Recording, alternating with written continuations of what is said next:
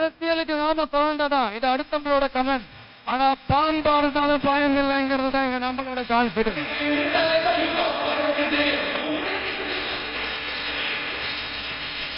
மேடையில் இருந்தாலும் சரி, மேடைக்கு முன்னாடி இருந்தாலும் சரி, இந்த நான் நீ நாங்க நீங்க அப்படின்றதெல்லாம் கிடையாது. ஆமா,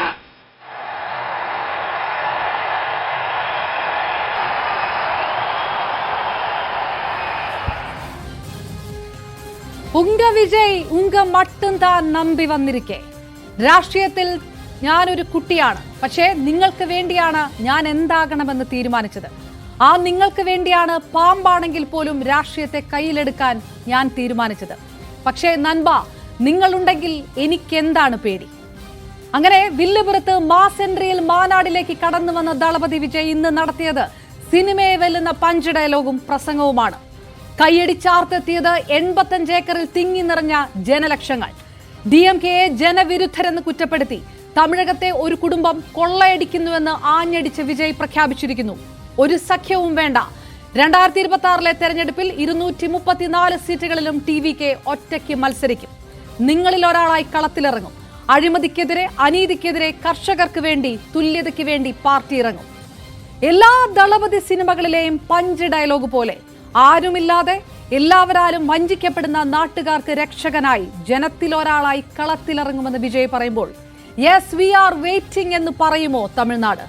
തിയേറ്ററിൽ കൈയടിച്ച് ജയിപ്പിച്ച ജനം പോളിംഗ് ബൂത്തിലും പറയുമോ ഓൾ ഈസ് വെൽ വിജയ് എന്ന്?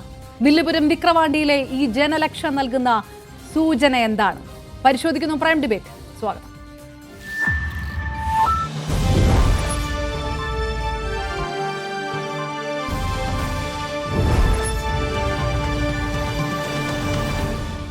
നമുക്കൊപ്പം ചേരുന്നു ചർച്ചയിൽ ന്യൂസ് 18 മലയാളം എഡിറ്റർ ചന്ദ്രകാന്ത് വിശ്വനാഥ്, മാധ്യമപ്രവർത്തക ധന്യ രാജേന്ദ്രൻ, തിരക്കഥാകൃത്ത് വിനു കിരിയത്ത്, രാഷ്ട്രീയ നിരീക്ഷൻ ഡോക്ടർ മോഹൻ വർഗീസ്. ഒപ്പം വില്ലുപുരത്ത് നിന്ന് വിജയ് മക്കൾ ഇയക്കത്തിന്റെ കേരള സംസ്ഥാന ഘടകം പ്രസിഡന്റ് MV സെബാസ്റ്റ്യനെ പ്രതീക്ഷിക്കുകയും ചെയ്യുന്നു. ആദ്യം ചന്ദ്രകാന്തിലേക്ക്. ചന്ദ്രകാന്ത്, MGR-നെയും NTR-നെയും ഉദാഹരണമാക്കുകയായിരുന്നു പ്രസംഗത്തിന്റെ അവസാനം വിജയ്. സിനിമ നിസ്സാരമല്ല, ജനങ്ങൾ നിസ്സാരമല്ല, താൻ അവരുടെ മുന്നിൽ കുട്ടിയാണ്. അപ്പോഴും എടുത്തു പറയുന്നത് താൻ മാതൃകയാക്കുന്നത് MGR എന്നാണ്. അതായത് MGR തന്നെയാണ് ഇനി അടുത്ത MGR ആകാനുള്ള ഒരു വഴിയിലേക്ക് കടക്കുകയാണ് വിജയ്. ആ ചിത്രമാണ് വില്ലുപുരം നൽകുന്നത്. ഈ ജനലക്ഷങ്ങൾ പറയുന്നത് ആ സൂചനയാണ് എന്ന് ഒറ്റ നോട്ടത്തിൽ കരുതുന്നുണ്ടോ? അപർണ, വിജയുടെ കഴിഞ്ഞ എല്ലാ സിനിമകളിലും വെച്ച് ഏറ്റവും മികച്ച ഒരു തിരക്കഥയായിരിക്കും ഇത് എന്നുള്ളതിൽ യാതൊരു സംശയമില്ല. കാരണം നമുക്കറിയാം ഈ പങ്കാളിത്തം, ഈ 85 ഏക്കറിൽ വരുന്ന 2 ലക്ഷത്തോളം വരുന്ന ആളുകൾ അവരവിടെ ഉണ്ട്. അതിന് ഓരോ പഞ്ച് ഡയലോഗ് അദ്ദേഹം സംസാരിച്ച സമയത്തൊക്കെ നൽകിയ പഞ്ച് ഡയലോഗുകളാണ് സംസാരിച്ചതെല്ലാം. അതിലേറ്റവും ശ്രദ്ധേയമായിട്ടുള്ളത് ഈ സിനിമാ നടന്മാർ രാഷ്ട്രീയത്തിൽ വരുന്നതിനോട് പൊതുവെയുള്ള ഒരു അതൃപ്തി എല്ലാവർക്കും ഉണ്ട് എന്നുള്ളതറിയാം. അത് ഈ വിജയുടെ പല സിനിമകളിലെയും കഥാപാത്രങ്ങളിലെ പോലെ തന്നെ എതിരാളി ചിന്തിക്കുന്നതിന് മുമ്പ് തന്നെ ചിന്തിച്ച് ഉത്തരം പറയുന്ന അല്ലെങ്കിൽ പ്രവർത്തിച്ചു തുടങ്ങുന്ന ഒരു കഥാപാത്രങ്ങൾ ഒത്തിരി അദ്ദേഹത്തിനുണ്ട്. അതുപോലെ തന്നെയാണ് ഈ അത് തന്നെ വളരെ എന്താ പറയുന്ന അങ്ങനെ തന്നെ ചെയ്തിരിക്കുന്ന ഒരു ഡയലോഗിലാണ് അദ്ദേഹം അവിടെ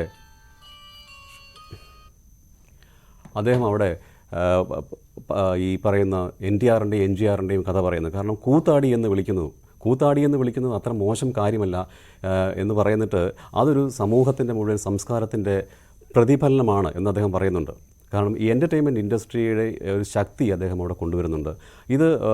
ഇതൊക്കെ പഞ്ച് ഡയലോഗിനപ്പുറത്തേക്ക് പോകണമെങ്കിൽ ഈ NGR-നെ അറിഞ്ഞ തലമുറയല്ല ഇദ്ദേഹത്തിൻ്റെ കൂടെ നിൽക്കുന്നതെന്നുള്ളത് വളരെ വളരെ വ്യക്തമാണ്. കാരണം 15 വയസ്സ് മുതൽ 30 വയസ്സ് വരെയുള്ള ഒരു വലിയ ജനക്കൂട്ടമാണ് അദ്ദേഹത്തിനൊപ്പമുള്ളത്. അവർക്ക് MGR-നെ കണ്ടുപരിചയമില്ല, കേട്ടറിവ് മാത്രമാണുള്ളത്. അപ്പം അതിനപ്പുറത്തേക്ക് വളരാനായിരിക്കാം ഒരുപക്ഷെ അദ്ദേഹം NTR-ൻ്റെയും MGR-ൻ്റെയും ഈ ഉദാഹരണം പറയുന്നത്. ഇത് എങ്ങനെയായിരിക്കും ഇലക്ഷനിലേക്ക് വരുന്നത്? പക്ഷേ ഒരു കാര്യം വളരെ വ്യക്തമാണ്, താൻ വന്നത് വെറുതെ അല്ല എന്നും വളരെ പ്ലാൻ ചെയ്ത് തന്നെ വന്നിരിക്കുന്നുവെന്നും അദ്ദേഹം വളരെ കൃത്യമായി ഞാൻ വന്നിരിക്കുന്നത് അങ്ങനെ തന്നെയാണ്, പ്ലാൻ ചെയ്ത് വന്നിരിക്കുന്നുവെന്ന് പറയുന്നതിൻ്റെ അർത്ഥം അടുത്ത 2026 തമിഴ്നാട് നിയമസഭാ ഇലക്ഷനിലേക്കുള്ള കാൽവയ്പ്പാണ് ഇന്ന് അവിടെ നടത്തിയിരിക്കുന്നതെന്നും മറ്റ് രാഷ്ട്രീയ കക്ഷികളെക്കാളൊക്കെ വളരെ മുന്നിലാണ് അദ്ദേഹം നടത്തിയിരിക്കുന്നത്. Okay, right. ഞാൻ തിരികെ ഡോക്ടർ മോഹൻ വർഗീസിലേക്ക് പോകുന്നതിന് മുമ്പ് ശ്രീ വിനു കിരിയത്ത്, ഇപ്പോൾ ചന്ദ്രകാന്ത് പറഞ്ഞ് നിർത്തിയെടുത്ത്, അതായത് ഈ MGRനെ കണ്ടു വളർന്ന തലമുറയല്ല തമിഴകത്തുള്ളത്. സ്റ്റാലിൻ, ഉദയനിധി സ്റ്റാലിൻ പോലും ഒരു സിനിമ പരിവേഷത്തിലല്ല അവിടെ മന്ത്രിസഭയുടെ ഭാഗമായി നിൽക്കുന്നത്. അങ്ങനെ MGRനോട് അഭിനിവേശമുണ്ടായിരുന്ന, കൈയടിച്ചിരുന്ന, അല്ലെങ്കിൽ അത്രയും വൈകാരികതയോടുകൂടി സിനിമാ താരങ്ങളെ രാഷ്ട്രീയത്തിലും കണ്ടുകൊണ്ടിരുന്ന ആ ജനത പരിപൂർണമായിട്ടും തമിഴകത്ത് നിന്ന് മാറിയിട്ടുണ്ടോ? അതോ ഈ കാണുന്ന ഇത്രയും വലിയ ജനലക്ഷങ്ങളെല്ലാം അത് വെറും ആൾക്കൂട്ടത്തെ കൂട്ടാനുള്ള ഒരു ഗിമ്മിക്കിന്റെ ഭാഗമായിട്ട് മാത്രം എടുക്കണോ? സിനിമ ഹിറ്റ് ഡയലോഗുകളെ പോലെ മാത്രമായി അവസാനിക്കുമോ വിജയുടെ ഈ മാനാടിലെ പ്രസംഗം? നോക്കൂ, തമിഴ് മക്കളുടെ രക്തത്തിൽ അലിഞ്ഞു ചേർന്നതാണ് കല എന്ന് പറയുന്നത്. അവർ കലാകാരെ ഒരുപാട് ബഹുമാനിക്കും. എനിക്ക് തോന്നുന്നു മറ്റ് സംസ്ഥാനങ്ങളെ അപേക്ഷിച്ച് നോക്കുമ്പോൾ കലാകാരന്മാർക്ക് വേണ്ടി ഏറ്റവും കൂടുതൽ അധ്വാനിക്കുന്നതെന്ന് തന്നെ പറയാം. നമ്മൾ കണ്ടിട്ടുണ്ട്, പാലഭിഷേകമൊക്കെ ഇവിടെ തുടങ്ങിയെങ്കിൽ പോലും അവിടെയെല്ലാം കാലാകാലങ്ങളായിട്ട് ഇവൻ ഇളയരാജയെ എടുത്താലും MGRനെ എടുത്താലും ശിവാജി ഗണേശനെ എടുത്താലും വിക്രമിനെ എടുത്താലും, പക്ഷെ തമിഴ്നാട് വിജയ് എന്ന് പറയുന്ന നടന് ആരാധകരുണ്ട്. അഭിനയവും രാഷ്ട്രീയവും രണ്ടും രണ്ടാണ്. വിജയ് ഫാൻസ് അസോസിയേഷൻ എന്ന് പറഞ്ഞാൽ നമുക്കറിയാം, ഇന്ത്യ ഒട്ടുകൊണ്ട് അവർ തന്നെയാണ് ഇന്ന് അവിടെ വന്നിരിക്കുന്ന ക്രൗഡും. പക്ഷേ അവരെയൊക്കെ ഒറ്റ അടിക്ക് തൻ്റെ രാഷ്ട്രീയ പാർട്ടിയിലേക്ക് കൊണ്ടുവരാമെന്ന് പറഞ്ഞു കഴിഞ്ഞാൽ അത് നടക്കുന്നൊരു കാര്യമല്ല. വളരെ പെട്ടെന്ന് 2026 ഇനി അധികം സമയമില്ല. ഒരു വിജയ് മാത്രം ജയിച്ചാൽ പോരാ ഒരു പാർട്ടി വളരാൻ. പിന്നെ വിജയ് അതിനകത്ത് പറയുന്നുണ്ട് DMKയും AIDMKയും BJPയെയും തകർക്കുക. അതൊക്കെ വളരെ പ്രയാസമുള്ളൊരു കാര്യമാണ്. വിജയ് എന്ന് പറയുന്ന ഒരു വ്യക്തിക്ക് രാഷ്ട്രീയ പാർട്ടിയിൽ ഇനി പലരും വരുമായിരിക്കും, അവരൊക്കെ ഇനി അത് പ്രൂവ് ചെയ്യേണ്ടിയിരിക്കുന്നു. അത്ര എളുപ്പം നോക്കൂ, DMK ആയാലും AIDMK ആയാലും BJP ആയാലും പ്രൂവ് ചെയ്ത് കഴിഞ്ഞു. വിജയെ സംബന്ധിച്ചിടത്തോളം ഇത് സിനിമയല്ല, അഭിനയമല്ല. ഈ കാണുന്ന ക്രൗഡ് കണ്ടിട്ടൊന്നും നമ്മൾ വിരളേണ്ട കാര്യമില്ല. കാരണം എന്താ പറയുക, ഇവിടെ കമലഹാസൻ പാർട്ടി തുടങ്ങി, വിജയകാന്ത് പാർട്ടി തുടങ്ങി, ജയലളിത തുടങ്ങി. ഇതിനകത്തൊരു വലിയ പ്രശ്നം നമ്മൾ ആലോചിക്കണം. തമിഴ്നാട്ടിൽ ഒരു ചെറിയ ഒരു പ്രശ്നം എതിർ കക്ഷിക്ക് ഉണ്ടായാൽ പിന്നെ ഭരിക്കുന്നവരവനെ തകർത്ത് കളയും. നമ്മൾ കണ്ടതാണ്. കരുണാനിധിയെ ജയിലിൽ കിടത്തി, തിരിച്ച് കരുണാനിധി ജയലളിതയെ കിടത്തി, ശശികലയെ കിടത്തി തകർത്ത് കളയും. നമുക്കറിയാം, നമ്മുടെ അവിടുത്തെ ഏറ്റവും വലിയൊരു കൊമേഡിയനാണ് നമ്മുടെ ഇദ്ദേഹം, അയാളുടെ പേര് വടിവേലു. രാഷ്ട്രീയത്തിൽ ഇറങ്ങിയോടുകൂടി അദ്ദേഹത്തെ സിനിമയിൽ നിന്ന് തന്നെ ഔട്ടാക്കാൻ സാധിച്ചു എന്നുള്ളതാണ്. പിന്നെ നമ്മൾ നോക്കണം, കമലഹാസൻ ഇന്ത്യ കണ്ട ഏറ്റവും വലിയൊരു നടൻ പാർട്ടി തുടങ്ങിയിട്ട് എന്തായി? പിന്നെ രാഷ്ട്രീയത്തിനകത്ത് നമ്മൾ പ്രത്യേക ഒരു കാര്യം മനസ്സിലാക്കണം, ജാതി, മതം, ഇതെല്ലാം വളരെ ഇമ്പോർട്ടൻ്റ് ആണ്. വിജയ് എന്ന് പറയുന്ന വിജയ് ശരിക്കും പറഞ്ഞാൽ ക്രിസ്ത്യാനിയാണ്, എല്ലാവർക്കും അറിയാതെ അല്ലേ? അദ്ദേഹം വിജയ് എന്ന സിനിമയിൽ പേര് മാറ്റി. കാരണം പണ്ട് അതൊരു ഹിന്ദിയിലായാലും മലയാളത്തിലായാലും നമുക്കറിയാം, ദിലീപ് കുമാർ എന്ന് നാം വളരെ ഇഷ്ടപ്പെടുന്ന നടൻ, അദ്ദേഹം ഒരു മുസ്ലിമായിരുന്നു. പക്ഷേ സിനിമയിൽ വന്നപ്പോൾ അദ്ദേഹത്തിന് ഹിന്ദു നാമം ഇടേണ്ടി വന്നു. വിജയും അതുപോലെ തന്നെയാണ്. നമ്മുടെ നമ്മൾ വിക്രം എന്ന് വിളിക്കണമെങ്കിലും അദ്ദേഹം ക്രിസ്ത്യാനിയാണ്. അപ്പോൾ എന്ന് പറഞ്ഞ പോലെ രാഷ്ട്രീയത്തിലേക്ക് വരുമ്പോൾ നമുക്കറിയാമല്ലോ, ഓരോരുത്തരെയും നമ്മൾ ഓരോ സീറ്റ് കൊടുക്കുന്നിടത്ത് ഏത് ജാതിക്കാരാണ് കൂടുതൽ താമസിക്കുന്നത്, ഏത് മതസ്ഥരാണെന്നൊക്കെ നോക്കിയിട്ടാണ് കേരളത്തിൽ പോലും നടക്കുന്നത്. പിന്നെ കേരളത്തിൽ നമുക്കറിയാമല്ലോ, നസീർ സാർ മുതൽ ONV സാർ മുതൽ ഒരുപാട് സിനിമയിൽ നിന്ന്, മേഖലയിൽ നിന്ന് രാഷ്ട്രീയത്തിൽ വന്നിട്ട് എനിക്ക് തോന്നുന്നു ഒരു ഗണേഷ് കുമാറും ഒരു സുരേഷ് ഗോപിയും മാത്രമേ ഇവിടെ സിനിമയിൽ നിന്ന് രാഷ്ട്രീയത്തിൽ വന്നിട്ട് രക്ഷപ്പെട്ടിട്ടുള്ളൂ. ബാക്കി പലർക്കും ഇത് പറ്റിയിട്ടുണ്ട്. വിജയ് എന്ന നടൻ അഭിനയം നിർത്തി എന്ന് പറഞ്ഞിട്ടാണ് രാഷ്ട്രീയത്തിൽ വരുന്നത്. അതുകൊണ്ടാണ് അത് എത്രത്തോളം മുന്നോട്ട് പോകും എന്നുള്ളൊരു വലിയ പ്രയാസമുണ്ട്. കാരണം രജനീകാന്ത് എന്ന് പറയുന്ന നടൻ ആ പ്രായത്തിൽ ഇതെല്ലാം ജനം കാൽക്കുലേറ്റ് ചെയ്യും. വന്നിരുന്നെങ്കിൽ ഒരുപക്ഷെ തമിഴ്നാട് കീഴടക്കാമായിരുന്നു. പക്ഷേ രജനീകാന്ത് അത് ചെയ്തില്ല. രജനീകാന്ത് അഥവാ ചെയ്തിരുന്നെങ്കിൽ സിനിമ ഉപേക്ഷിച്ചിട്ട് ചെയ്യില്ലായിരുന്നു. വിജയ് സിനിമ ഉപേക്ഷിച്ചിട്ട് രാഷ്ട്രീയത്തിൽ ഇറങ്ങുന്നത് എത്രത്തോളം പ്രായോഗികമാണെന്നുള്ളത് വലിയ കാര്യമാണ്. ഈ ആളും ആരവവും എല്ലാം പഞ്ച് ഡയലോഗ്, പാമ്പാണ്, പാമ്പിനെ കയ്യിലെടുക്കുന്നു, നോക്കൂ പാമ്പ് കടിച്ചു ഒരുപാട് കുഞ്ഞുങ്ങൾ മരിച്ചിട്ടുണ്ട് ഇല്ലേ, പാമ്പ് കടിച്ചാൽ വിഷം തീണ്ടും, അതൊന്നും യാതൊരു സംശയമില്ല. അപ്പോൾ അതൊക്കെ പഞ്ച് ഡയലോഗായിട്ട് മാത്രം നമ്മൾ കണ്ടാൽ മതി, കൈയടിക്കും. കാരണം ഇവരൊക്കെ സിനിമയിൽ ഇത്രയും സംഭാഷണങ്ങൾ പറഞ്ഞ് ശീലമുള്ളതുകൊണ്ട് ഈ രാഷ്ട്രീയ പാർട്ടികൾ ഏത് പാർട്ടി വന്നാലും മുമ്പിലിരുന്ന് കൈയടിക്കാൻ ആൾക്കാർ ആ സമയത്ത് അത് സ്പോണ്ടേനിയസ് ആയിട്ട് പറഞ്ഞ ആ വാക്കുകൾ കേൾക്കുമ്പോൾ കൈയടിക്കും. അതൊക്കെ എത്രത്തോളം പ്രാവർത്തികമാകും ഒരു പാർട്ടി, അതിന് 2026 എന്ന് പറഞ്ഞാൽ നല്ല ജനമുണ്ട്, യാതൊരു സംശയമില്ല. നമുക്കറിയാമല്ലോ, വലിയ ക്രൗഡ് ഉണ്ടാക്കാൻ ഒരു ഇവൻറ്റ് മാനേജ്മെൻറ്റൊക്കെ ഇന്ന് പുള്ളിയുടെ സിനിമകളിൽ അഭിനയിച്ച ജൂനിയർ ആർട്ടിസ്റ്റുകൾ മാത്രം മതി ഒരു സ്റ്റേഡിയം എന്നറിയാൻ. അത്രയ്ക്ക് ആളുണ്ട് അവിടെ, ഫാൻസും അതുപോലുണ്ട്.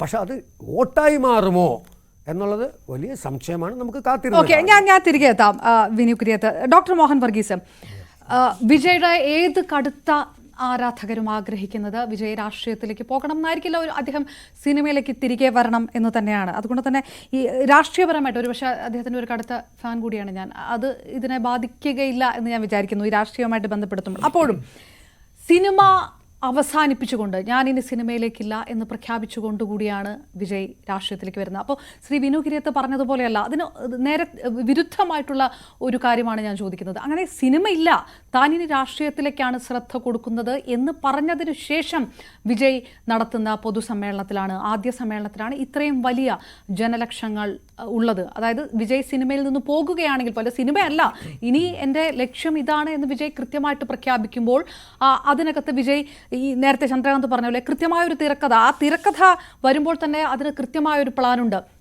DMK ജയലളിതയുടെ കാലം കഴിഞ്ഞു, ADMK ഏതാണ്ട് നാമാവശേഷമായി. DMKയെ സംബന്ധിച്ചിടത്തോളം സ്റ്റാലിന് ശേഷം ആര് എന്നുള്ളൊരു ചോദ്യം അവിടെ ബാക്കി നിൽക്കുന്നു. വിജയുടെ രംഗപ്രവേശം വരുമ്പോഴേക്കും ഉദയനിധി സ്റ്റാലിനെ മുന്നോട്ട് കൊണ്ടുവരാനുള്ള ഒരു തത്രപ്പാടിലേക്കൊക്കെ DMK വളരെ പെട്ടെന്ന് കടക്കുകയാണ്. 10 വർഷം തുടർച്ചയായി ഭരിച്ച DMKയെ സംബന്ധിച്ചിടത്തോളം ഒറ്റയ്ക്ക് മത്സരിക്കും എന്ന് പറഞ്ഞുകൊണ്ട് അപ്പുറത്ത് ഒരാൾ നിൽക്കുമ്പോൾ അങ്ങനെ ഒരു ശക്തമായ പ്രതിപക്ഷം തമിഴ്നാട്ടിലില്ല. അത് സിനിമയാണെങ്കിൽ ശരി, സിനിമയ്ക്ക് പുറത്തു നിന്നാണെങ്കിലും ശരി, സ്വാഭാവികമായിട്ടും അങ്ങനെ ഒരു പ്ലേസ് അവിടെ വേക്കൻ്റ് ആണ്. അതിലേക്ക് വിജയ് വരുമ്പോൾ സിനിമ പോലും ഉപേക്ഷിച്ച്, സിനിമ ഉപേക്ഷിക്കാണ്ട് വിജയന് വരാൻ കഴിയില്ല. ഒരുപക്ഷെ രജനികാന്തും വിജയകാന്തും കമൽഹാസനും ഒക്കെ ചെയ്ത മിസ്റ്റേക്ക് അതായിരിക്കും. ഞങ്ങൾ ഇതാ സിനിമ ഉപേക്ഷിച്ച്, MGRനെ പോലെ സിനിമ ഉപേക്ഷിച്ചുകൊണ്ട് പരിപൂർണമായി മക്കൾ തോഴനാകാൻ വരുന്നു എന്ന് പറയുന്നിടത്ത് അതൊരു പഞ്ച് ഡയലോഗിന് അപ്പുറമില്ലേ? അപർണ, തമിഴ്നാട്ടിൽ യഥാർത്ഥത്തിൽ ഇപ്പോൾ നിലവിൽ ഒരു വേക്കൻറ്റ് ഓപ്പോസിഷൻ പൊളിറ്റിക്കൽ സ്പേസ് ഉണ്ട്. ആ സ്പേസിലേക്ക് ഇറങ്ങി നിൽക്കാനാണ് മിസ്റ്റർ വിജയ് ഇപ്പോൾ താല്പര്യപ്പെടുന്നതെന്നാണ് പ്രാഥമികമായി എനിക്ക് തോന്നുന്നത്. കാരണം പെട്ടെന്ന് ചാടിക്കയറി ചെയ്ത ഒരു പ്രവൃത്തിയായി ഇതിനെ കാണാനാവില്ല. ഘട്ടം ഘട്ടമായിട്ട് തന്നെയാണ്. ആദ്യം പതാക പ്രദർശിപ്പിക്കുന്നു, മുദ്രാവാക്യങ്ങൾ റെഡിയാകുന്നു. അങ്ങനെ ഒരു കഴിഞ്ഞ 2 വർഷമായിട്ട് ഇത് അന്തരീക്ഷത്തിലുണ്ട്. വിജയിൻ്റെ രാഷ്ട്രീയ പ്രവേശം അന്തരീക്ഷത്തിലുണ്ട്. 2026 നിയമസഭാ തെരഞ്ഞെടുപ്പാണ് അൾട്ടിമേറ്റ് ഗോൾ എന്നതും വ്യക്തമാണ്. ഇവിടെ തമിഴ്നാട് രാഷ്ട്രീയത്തിലേക്ക് തന്നെ വരിക. ഇവിടെ ഞങ്ങളെപ്പോലെയുള്ള ആളുകൾ ആഗ്രഹിക്കുന്നത് ഒരു പുതുമയുള്ള ഒരു നീക്കം രാഷ്ട്രീയത്തിൽ എവിടെയെങ്കിലും ഏതെങ്കിലും വ്യക്തിയുടെ ഭാഗത്തു നിന്നുണ്ടായാൽ അതിലൊരു സ്റ്റാർ വാല്യൂ ഉണ്ട്. അപ്പം ഇവിടെ എന്താണ് പുതുമ എന്നതാണ് ചോദ്യം. ഒരു പുതുമ ഇവിടെ അപർണ സൂചിപ്പിച്ച ഒരു പുതുമയാണ്. അതായത് ഞാനിതാ സിനിമാ രംഗം പൂർണ്ണമായി ഉപേക്ഷിക്കുന്നു, ഇന്ന് മുതൽ ഞാൻ നിങ്ങളോടൊപ്പമാണ്. അപ്പോൾ ഇവിടെ അതിനർത്ഥമെന്ന് പറഞ്ഞാൽ ഫാൻസ് അസോസിയേഷനോടാണ് ഈ പറയുന്ന വാഗ്ദാനം. പക്ഷെ ഫാൻസ് അസോസിയേഷൻ ഒരു രാഷ്ട്രീയ കക്ഷിയായി മാറണമെങ്കിൽ ഒരുപാട് കടമ്പകൾ കടക്കേണ്ടതുണ്ട്. ആൾക്കൂട്ടം ഒരിക്കലും വോട്ടാകണമെന്നില്ല. ആൾക്കൂട്ടം വോട്ടായ ചരിത്രമുണ്ട്. ആ ചരിത്രം പാണന്മാർ ഏറെ പാടി പുകഴ്ത്തിയിട്ടുമുണ്ട്. നോക്കൂ, 1980കളുടെ അല്ല സോറി, ഞാൻ ഒറ്റ വരി മാത്രം ശ്രീ മോഹൻ വർഗീസ് എന്നോട് ക്ഷമിക്കുക. ഈ ആൾക്കൂട്ടം വോട്ടാകില്ല എന്ന് നമുക്ക് കേരളത്തിന്റെ പശ്ചാത്തലത്തിൽ, രാഷ്ട്രീയ പശ്ചാത്തലത്തിൽ പറയാം. പക്ഷെ തമിഴ്നാട്ടിൽ ആ ആൾക്കൂട്ടം വോട്ടായ ചരിത്രമില്ലേ? വോട്ടായ ചരിത്രത്തെക്കാൾ കൂടുതൽ വോട്ടാകാത്ത ചരിത്രമാണ്. എണ്ണം നോക്കിയാൽ look at the number of people who entered Tamil Nadu politics. Cinema രംഗത്തു നിന്നും അവിടെ MGRും ജയലളിതയും മുഖ്യമന്ത്രി കസേരയിലെത്തി. പക്ഷേ വിജയകാന്തിന് എന്താണ് സംഭവിച്ചത്? വലിയ പ്രതീക്ഷകളാണ് ഉയർത്തിയത് വിജയകാന്ത്. അവസാനം ഇപ്പോൾ വിജയകാന്തിൻ്റെ DMDKയുടെ അവസ്ഥ എന്താണ്? അതുപോലെ കമൽഹാസൻ മക്കൾ നീതി മെയ്യവുമായി കമൽഹാസൻ മുന്നോട്ട് വന്നു. കമൽഹാസൻ ഒരു രാഷ്ട്രീയ ഇടം കണ്ടെത്താൻ അദ്ദേഹത്തിന് കഴിഞ്ഞില്ല. തുടക്കത്തിൽ പോലും അദ്ദേഹത്തിന് കഴിഞ്ഞില്ല. അതുകൊണ്ട് തമിഴകത്ത് തന്നെ വിജയ കഥകളേക്കാൾ കൂടുതൽ പരാജയ കഥകളാണ്, അല്ലെങ്കിൽ ഒരു മീഡിയം കഥകളാണ്. ഏതെങ്കിലും ഒരു രാഷ്ട്രീയ കക്ഷിയുടെ ചിറകിലേറി, ഇപ്പം ശിവജി ഗണേശനൊക്കെ വന്നതുപോലെ കോൺഗ്രസിൻ്റെയും മറ്റ് ചെറിയ രാഷ്ട്രീയ കക്ഷികളുടെയും ഒക്കെ ചിറകിലേറി വരുന്നതിന് റിസ്ക് കുറവാണ്. പക്ഷേ അങ്ങനെയല്ല. ഇവിടെ 2 കക്ഷികളെയും DMKയെയും ADMKയെയും ഒരുപോലെ വെല്ലുവിളിച്ചുകൊണ്ട് പുതിയ പ്ലെയറായി തമിഴ്നാട്ടിൽ ഉദയം ചെയ്യാൻ കാത്തിരിക്കുന്ന BJPയെ പോലും വിളിപ്പാടകൾ നിർത്തിക്കൊണ്ട് ആരുമായും സന്ധി ചെയ്യില്ല. ഇത് പുതിയ തുടക്കമാണ്. അലയൻസ് പൊളിറ്റിക്സിനെ കുറിച്ച് വിജയ് സംസാരിക്കുന്നില്ല. ഉണ്ടെങ്കിൽ തന്നെ ചെറിയ എന്തെങ്കിലും ഐഡന്റിറ്റി പൊളിറ്റിക്സുമായി ബന്ധപ്പെട്ട ചെറിയ കക്ഷികൾ ഒരുപക്ഷെ വിജയിൻ്റെ പാർട്ടിയുമായി യോജിച്ച് നീങ്ങിയേക്കാം. പക്ഷേ തമിഴ്നാട്ടിലെ നിയമസഭയിലെ 234 മണ്ഡലങ്ങളിലും സ്ഥാനാർത്ഥിയെ നിർത്തി മത്സരിക്കണമെങ്കിൽ ബൂത്ത് തലത്തിൽ വരെ പ്രവർത്തനമെത്തേണ്ടതുണ്ട്. ഫാൻസ് അസോസിയേഷനെ ഒരു രാഷ്ട്രീയ കക്ഷിയായി മാറ്റിയെടുക്കുമ്പോൾ ഉണ്ടാകുന്ന സ്വാഭാവികമായ ബുദ്ധിമുട്ടുകളെക്കുറിച്ചാണ് ഞാൻ നേരത്തെ സൂചിപ്പിച്ചത്. ഇവിടെ NT രാമറാവു വിജയകരമായി അത് ചെയ്തു. 1983 തെലുങ്ക് ദേശം പാർട്ടിയിലൂടെ കോൺഗ്രസ് ഇതര പൊളിറ്റിക്കൽ സ്പേസ് അവിടെ ഇല്ലായിരുന്നു. ഇടതുപക്ഷം ഉണ്ടായിരുന്നു ആന്ധ്രയിൽ. അത് നാമാവശേഷമായി CPIയും ഒക്കെ ആന്ധ്രാപ്രദേശിൽ നാമാവശേഷമായപ്പോൾ കോൺഗ്രസിന് ബദലായി ഒരു കക്ഷിയില്ലായിരുന്നു. ആ ഒരു വാക്യൂം സ്പേസ് ഉപയോഗിച്ച് NT രാമറാവു അതിഗംഭീരമായി വന്നു. അതാണ് വിജയഗാഥകളിൽ പ്രധാനപ്പെട്ടത്. തമിഴകത്ത് മറ്റു രാഷ്ട്രീയം, സിനിമാ രാഷ്ട്രീയം മാത്രമായിട്ട് കണ്ടാൽ പോരാ. ഇവിടെ ആന്ധ്രയിലാണെങ്കിലും തെലുങ്ക് ആത്മഗൗരവ എന്ന് പറഞ്ഞാണല്ലോ. തെലുങ്കുണ്ട്, ദ്രാവിഡ എന്നൊരു വാക്കുണ്ട്. ഇപ്പോഴിതാ തമിഴ് വെട്രി കഴകത്തിന് തമിഴ് എന്ന വാക്കാണത്. ഇൻഫാക്ട് ഇനി ദ്രാവിഡ എന്ന് പറഞ്ഞിട്ട് കാര്യമില്ല. തമിഴ് ഐഡന്റിറ്റി തീർച്ചയായും ദ്രാവിഡ ഐഡന്റിറ്റി തന്നെയാണ്. അവിടെ അത് ഉറച്ചു നിൽക്കുകയാണ്. അതായത് ബ്രാഹ്മണിക്കൽ ഓർഡറിനെ തള്ളിപ്പറയുന്നു. അങ്ങനെ BJPയെ പോലും മാറ്റി നിർത്തുന്നു. കാരണം BJP ദ്രാവിഡ ഇതര കുറച്ചുകൂടി വിശാല അർത്ഥത്തിലുള്ള രാഷ്ട്രീയം മുന്നോട്ട് വെച്ചപ്പോൾ അതിനോട് ചേർന്ന് നിൽക്കുമോ എന്നൊരു സന്ദേഹമുണ്ടായിരുന്നു പലർക്കും. അങ്ങനെയല്ല, വിജയ് തീരുമാനിച്ചത് തനിക്കായി ഒറ്റയ്ക്കൊരു സ്പേസ്. പക്ഷെ പുതിയതായി ഒന്നും തന്നെ കണ്ടില്ല. അദ്ദേഹം സിനിമ ഉപേക്ഷിക്കുന്നു എന്ന പ്രഖ്യാപനത്തിനല്ലാതെ DMKയോ ADMKയോ ഉയർത്തുന്നതിന് ഉപരിയായ ഒന്നും തന്നെ വിജയിന് പറയാൻ കഴിഞ്ഞിട്ടില്ല. പക്ഷേ ഇനിയിപ്പോൾ കാത്തിരിക്കേണ്ടത് AIADMK വെക്കേറ്റ് ചെയ്യുമെന്ന് ഞാൻ ഉറച്ചു വിശ്വസിക്കുന്നു. ജയലളിത പോയി OPSഉം EPSഉം അരങ്ങുവാഴുകയാണ്. പക്ഷേ ഈ രണ്ടു പേർക്കും തമിഴ് ജനതയെ വേണ്ട രീതിയിൽ അവരുടെ ഹൃദയത്തിൽ ഇടം കണ്ടെത്താൻ കഴിഞ്ഞിട്ടില്ല. അതുകൊണ്ട് ഓൾ ഇന്ത്യ അണ്ണാ ദ്രാവിഡ മുന്നേറ്റ കഴകം പിടിച്ചെടുക്കുമോ എന്ന് തന്നെയാണ്. ധന്യ രാജേന്ദ്രൻ കൂടെ നമുക്കൊപ്പം ചേരുന്നു. ധന്യ, ഒരു അലയൻസ് പൊളിറ്റിക്സിനെ കുറിച്ചും വിജയ് പറയുന്നില്ല. 234 സീറ്റുകളിലും ഒറ്റയ്ക്ക് മത്സരിക്കും എന്ന് പറയുന്ന ആ ഒരു വലിയ കോൺഫിഡൻസ്, അത് ഈ മാനാടിൽ എത്തിയ ഈ ജനലക്ഷങ്ങളെ കണ്ടുകൊണ്ടാണോ, അതോ പുതുതായിട്ട് എന്തെങ്കിലും പറയുന്നു എന്നുള്ളൊരു ആത്മവിശ്വാസം കൊണ്ടാണോ, അതോ ഡോക്ടർ മോഹൻ വർഗീസ് പറഞ്ഞതുപോലെ ഒരു പ്ലേസ് അവിടെ വേക്കൻ്റ് ആണ്, ADMK ഏതാണ്ട് തീർന്നതുകൊണ്ട് ആ പ്രതിപക്ഷ സ്ഥാനം വിജയ് ഉറപ്പായി കാണുന്നു, അതുകൊണ്ടായിരിക്കും? രണ്ട് മൂന്ന് കാര്യങ്ങൾ. ഒന്ന്, AIADMK തീർന്നു തമിഴ്നാട്ടിലെന്ന് വിചാരിക്കുന്നേ ഇല്ല. എന്താ വെച്ചാൽ ജയലളിത മരിച്ചതിന് ശേഷം ഒരു ലോക്സഭാ ഇലക്ഷനും ഒരു അസംബ്ലി ഇലക്ഷനും നമ്മൾ കണ്ടതാണ്. പക്ഷേ ശരിക്കും നമ്മൾ ഇനി കാണാൻ പോകുന്ന രാഷ്ട്രീയം ശരിക്കും പറഞ്ഞാൽ ഒരു പുതിയ അലയൻസ് വിജയ് ഫോം ചെയ്യുമോ എന്ന് തന്നെയാണ്. ഫോർ എക്സാമ്പിൾ, വിജയകാന്ത് എനിക്കൊന്ന് കഴിഞ്ഞ 2-3 ഇലക്ഷനിൽ പല പാർട്ടികളുമായി അലയൻസിലായിരുന്നു. അതുപോലെ തന്നെ വിജയുടെ രാഷ്ട്രീയവും ഒരുപാട് പാർട്ടികളുണ്ടല്ലോ തമിഴ്നാട്ടിൽ, CPI, CPIM, VCK എന്നിവർ പറയുന്നു. കോൺഗ്രസിൽ പോലും പലരും ചിലപ്പോൾ DMK വിട്ട്, അതായത് കോൺഗ്രസ് ഹൈക്കമാൻഡിന് അങ്ങനെ ഒരു താല്പര്യമില്ലെങ്കിൽ പോലും പലരും അങ്ങനെ പറയുന്നുണ്ട് എന്തുകൊണ്ട് വിജയോടൊപ്പം പോയിക്കൂടാ എന്ന്. ഈ വിജയുടെ ഇന്നത്തെ പ്രസംഗത്തിൽ പുതുതായിട്ട് പ്രോമിസുകളൊന്നും കാര്യമായിട്ടുണ്ടായിരുന്നില്ല. അദ്ദേഹം ഒരു ദ്രവീഡിയൻ രാഷ്ട്രീയം തന്നെയാണ് ഇപ്പോഴും മെയിൻറ്റെയിൻ ചെയ്തത്. അതായത് for federalism, for example governor എന്ന പോസ്റ്റ് അബോളിഷ് ചെയ്യണം. അതൊരു സംസ്ഥാന പാർട്ടിക്ക് ചെയ്യാൻ പറ്റിയ കാര്യമല്ല, എന്നാൽ പോലും അതൊരു വലിയ പ്രോമിസ് ആയിട്ട് പറഞ്ഞു. പിന്നെ 2 ലാംഗ്വേജ് പോളിസി തന്നെ ഫോളോ ചെയ്യും. അങ്ങനെ പല കാര്യങ്ങളും വിജയ് ഓൾമോസ്റ്റ് ദ്രവീഡിയൻ പൊളിറ്റിക്സിന്റെ ഒരു ടോണിൽ തന്നെയാണ് അദ്ദേഹം ഇന്ന് പ്രസംഗിച്ചത്. വ്യക്തമായി പറഞ്ഞത്, എനിക്ക് 2 പൊളിറ്റിക്കൽ എനിമീസ് ആണുള്ളത്, ഒന്ന് BJP, ഒന്ന് DMK എന്ന് അദ്ദേഹം വ്യക്തമായി പറയുന്നു.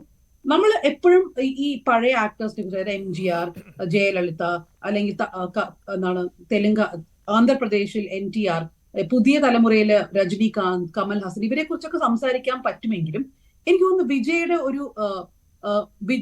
വിജയുടെ ഒരു ക്യാരക്ടർ വളരെ വ്യത്യസ്തമാണ് ഇവരിൽ എല്ലാവർക്കും.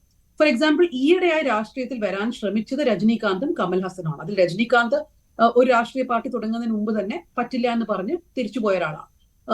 കമൽ ഹാസൻ പാർട്ടി തുടങ്ങി, പക്ഷെ അദ്ദേഹത്തിന്റെ ഒരു കരിയറിന്റെ ഓൾമോസ്റ്റ് എൻഡിലാണ് ഈ പാർട്ടി തുടങ്ങുന്നത്. അതായത് ജയലളിതയും കരുണാനിധിയും എല്ലാം വളരെ സ്ട്രോങ് ആയിരുന്ന സമയത്തൊന്നും ഈ രജനീകാന്തും കമൽഹാസനും രാഷ്ട്രീയത്തിൽ വരാനുള്ള ശ്രമങ്ങൾ നടത്തിയിട്ടില്ല. പക്ഷെ വിജയ് അതുപോലെയല്ല. വിജയ്ക്ക് ഒരു റൂറൽ ആൻഡ് ഏർബൻ അപ്പീൽ ഉണ്ട് തമിഴ്നാട്ടിൽ. അത് റൂറൽ സ്ഥലങ്ങളിലും അദ്ദേഹത്തിന് വലിയ ഒരു അപ്പീലുണ്ട്, ഏർബൻ സ്ഥലങ്ങളിലും. അത് മാത്രമല്ല, എല്ലാ ഏജ് ഗ്രൂപ്പുകളിലും വിജയ്ക്ക് അപ്പീലുണ്ട്. ഫോർ എക്സാമ്പിൾ, വയസ്സായ ആൾക്കാർ, മിഡിൽ ഏജ്ഡ് ആയ ആൾക്കാർ, യങ് ആയിട്ടുള്ള ആൾക്കാർ, സ്ത്രീകൾ ആൻഡ് പുരുഷന്മാർ, ഇതെല്ലാം ഒരു യൂണിവേഴ്സൽ അപ്പീലുള്ള ഒരു ആക്ടറാണ് വിജയ്. ഈ ആക്ടറിന്റെ യൂണിവേഴ്സൽ അപ്പീൽ ഒരു പൊളിറ്റീഷ്യനിലോടേക്ക് മാറ്റാൻ പറ്റുമോ എന്നാണ് ഇവിടെ ചോദ്യം. അപ്പൊ നമ്മൾ മനസ്സിലാക്കേണ്ടത് AIADMKയിൽ നിന്ന് മാറി നിൽക്കുന്ന 1% വോട്ട് മാത്രമല്ല വിജയ്ക്ക് പോകാൻ സാധ്യത. പക്ഷെ DMKയുടെ രാഷ്ട്രീയം മതിയായ ഒരുപാട് യങ് ആയിട്ടുള്ള വോട്ടേഴ്സ് തമിഴ്നാട്ടിലുണ്ട് എന്ന് DMKക്ക് പോലും അറിയാം. ഈ വോട്ടേഴ്സ് ആണ്, ഫോർ എക്സാമ്പിൾ, കുറച്ചു കൊല്ലങ്ങളായി NTK എന്ന് പറയുന്ന സീമാന്റെ പാർട്ടിക്കായി വോട്ട് ചെയ്യുന്നത്. അദ്ദേഹത്തിന് ഓൾമോസ്റ്റ് 10% എല്ലാ ഇലക്ഷനിലും ഈ NTK എന്ന പാർട്ടിക്ക് കിട്ടിക്കൊണ്ടിരിക്കുന്നത്. ആ 10% പോലും ഒരു കുറച്ച് ശതമാനം വിജയ്ക്ക് പോകുമെന്നാണ് എനിക്ക് തോന്നുന്നത്. Okay, right. ചന്ദ്രകാന്ത് നേരത്തെ പറഞ്ഞ പോലെ ഇപ്പോൾ ധന്യ പറഞ്ഞു നിർത്തുന്ന ഒരു പോയിന്റ് ഉണ്ട്. അതായത് ഒരു കരിയറിൻ്റെ എൻഡിലെത്തിയ ശേഷം പൊളിറ്റിക്സിലേക്ക് കടക്കാമെന്ന് തീരുമാനിച്ച രജനീകാന്ത്, കമലഹാസൻ, വിജയകാന്ത് ഒക്കെ അതിനെല്ലാം വ്യത്യസ്തമായ ഒരു അർബൻ റൂറൽ അപ്പീലുള്ള, ഒരു യൂണിവേഴ്സൽ അപ്പീലുള്ള ഒരു നടനായിട്ടുള്ള വിജയ്, ഈ യങ് ആയിട്ടുള്ള ആൾക്കാരെ, വോട്ടർമാരെ അല്ലെങ്കിൽ ആരാധകരെ ആകർഷിക്കാൻ കഴിവുള്ള വിജയ്, ഈ നേരത്തെ പറഞ്ഞ പേരുകൾ, അത് കമൽഹാസൻ ആണെങ്കിലും രജനീകാന്ത് ഒക്കെ ആണെങ്കിലും കൃത്യമായിട്ട് ആർക്കൊപ്പമാണ് അല്ലെങ്കിൽ ആർക്കെതിരെയാണ് എന്നൊരു നിലപാട് അവരുടെ ഒരു രാഷ്ട്രീയ എൻട്രിയിൽ എടുത്തിരുന്നില്ല എന്നുകൂടി എടുത്ത് പറയണ്ടേ?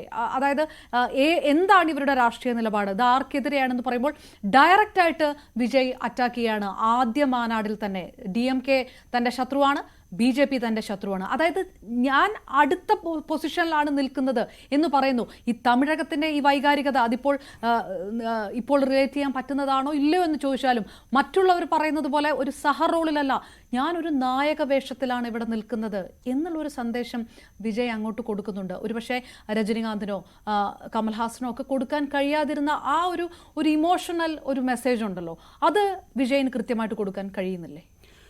അപർണ, ഈ അദ്ദേഹത്തിൻ്റെ പ്രസംഗം കേട്ടപ്പോൾ മനസ്സിലായൊരു കാര്യമില്ലേ, എൻ്റെ കരിയറിൻ്റെ ഉച്ചത്തിലാണ് ഞാൻ വരുന്നത് എന്നാണ് പറയുന്നത്. അതായത് ഞാനൊരു സാധാരണ ചെറുപ്പക്കാരൻ നടൻ വീണ്ടും ഒരു വിജയിച്ച നടനായി, അതിനുശേഷം എൻ്റെ കരിയറിൻ്റെ ഉച്ചത്തിൽ എന്ന് അദ്ദേഹം വളരെ ഫോഴ്സ് ചെയ്തിട്ടാണ് പറഞ്ഞത്. അത് വളരെ കൃത്യമായൊരു സന്ദേശമാണ് അണികൾക്ക് കൊടുക്കുന്നത്, അല്ലെങ്കിൽ ഫാൻസിന് കൊടുക്കുന്നത്. ഞാൻ നിങ്ങളോടൊപ്പം വരുന്നത് എൻ്റെ ഏറ്റവും വലിയ കൊമേഴ്ഷ്യൽ സക്സസ്സുകൾ നിൽക്കുമ്പോഴാണ്, അല്ലാതെ പരാജയപ്പെട്ട് എൻ്റെ സിനിമകൾ തിയേറ്ററിൽ ഓടാതിരിക്കുമ്പോൾ വരുന്ന ഒരാളല്ല ഞാൻ എന്ന് പറയുന്നത് ഒരു തരത്തിലൊരു വളരെ കൃത്യമായ ഞാൻ വിജയിച്ചൊരാൾ തന്നെയാണ്, അല്ലാതെ പരാജയപ്പെട്ടിട്ട് വരുന്നതല്ല എന്ന് പറയുന്നുണ്ട്. പക്ഷേ ഇതിനകത്തുള്ളൊരു വളരെ പ്രധാനപ്പെട്ട കാര്യം, ഇദ്ദേഹത്തിൻ്റെ രസികർ മന്ത്രങ്ങളെ ഈ അരസിയൽ കക്ഷിയാക്കി മാറ്റുക എന്നുള്ളത് അത്ര എളുപ്പമുള്ള കാര്യമാണെന്ന് തോന്നുന്നില്ല. ഇപ്പം ഇതിനു മുമ്പ് കുറച്ചെങ്കിലും വിജയിച്ചൊരു നടൻ എന്ന് പറയുന്നത് വിജയകാന്താണ്. വിജയകാന്ത് MGRനും ജയലളിതയ്ക്കും ശേഷം തമിഴ്നാട് രാഷ്ട്രീയത്തിൽ എന്തെങ്കിലും തരത്തിൽ പ്രതിപക്ഷ നേതാവൊക്കെ ആയ അല്ലെങ്കിൽ ഒരു വലിയ തരത്തിൽ മുന്നോട്ട് വന്ന ഒരാളാണ് വിജയകാന്ത്. വിജയകാന്തിൻ്റെ രാഷ്ട്രീയ കക്ഷി ഉണ്ടാകുന്നതിന് ഏതാണ്ട് ഒരു 10 വർഷത്തോളം, കണക്ക് ശരിയാണെന്നില്ല, 10 വർഷത്തോളം കൊണ്ട് അദ്ദേഹം ഇതിനെ രസികർ മന്ത്രങ്ങളെ, അതായത് ഫാൻസ് ക്ലബിനെ കൃത്യമായ രാഷ്ട്രീയ കക്ഷിയുടെ ഫോർമാറ്റിലേക്ക് മാറ്റിയിരുന്നു, രാഷ്ട്രീയ കക്ഷിയാകാൻ താമസപ്പെടുത്തും.